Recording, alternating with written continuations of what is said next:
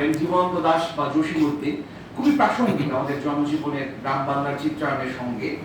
কিন্তু একটা খুবই একটা আশ্চর্য হয়ে যাবে, এত বড় একটা বিপ্লব হয়ে গেছে বাংলাদেশে। এই বড় কবিদের রবীন্দ্রনাথ সহ কোন একটি পংক্তিও আমাদের কাজে লাগেনি। তার মানে কি তারা ব্যর্থ কবি? আমি সেটা বলছি না। অর্থাৎ সেই কবি বেশি আমাদের গণমানুষের নিকটবর্তী, গণমানুষের ঘনিষ্ঠজন, যার কবিতা প্রেমে, দ্রোহে, সংগ্রামে, প্রার্থনায়, বিপ্লবে আমরা বেশি কাছে পাই যাকে।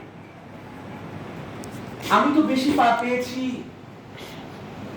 নজরুলকে, আল মাহমুদকে, ফররুখকে। এখন এটাকে আমি কিভাবে অস্বীকার করি? তার মানে অন্য কবিদের যে আমি মানে নির্বাসনে পাঠাতে বলছি তা বলছি না। এবং আমাদের যে জুলাই গণঅভ্যুত্থান হয়েছে, আজকে আমার প্রিয় বন্ধু শাকিল মাহমুদ, আমি শাকিলকে ফান করে বলি নন মুসলিম, এটা একেবারেই মজা করে বলা। শাকিল যে লেখাটি লিখেছে জুলাই গণঅভ্যুত্থানে আল মাহমুদের অবদান নিয়ে, আজকে শাকিল পদক পেয়েছে দেখে আমার খুবই আনন্দ লাগছে। সম্ভবত আমরা দুই বন্ধু একসাথেই বেড়ে উঠেছি, আমাদের সব কাজ একসঙ্গেই ছিল।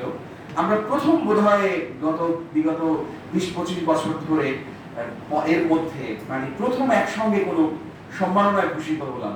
এটা একটা বিরাট রেকর্ড। এবং আমাদের বড় ভাই সাজ্জাদ বিপ্লব ভাই, খুবই গুরুজন, প্রিয়জন, তিনিও এখানে পুরস্কৃত হয়েছেন। আর একজন প্রিয় কবি মহিবুর রহিম, মাহমুদ ভাইয়ের খুব ঘনিষ্ঠ বান্ধব ছিলেন, তিনিও এখানে পুরস্কৃত হয়েছেন। খুবই আনন্দের ব্যাপার, আমার ভালো লাগছে। এবং আমি সবচেয়ে বেশি ধন্যবাদ জানাবো, একটা আমার কৌতূহল ছিল যে একটা পীর সাহেবের দরবার শরীফের মধ্যে কিভাবে এত সুন্দর সাহিত্য আসর হয়। আমি আজকে প্রথমবারের মতো এখানে এসেছি। এবং আমি উনি নিজেও সাহিত্যের লোক, তো সাহিত্যের লোক, এটা ফার্সি সাহিত্যের মানুষ। ব্যাপার এবং খুবই একটা দারুণ ব্যাপার যে এই মানে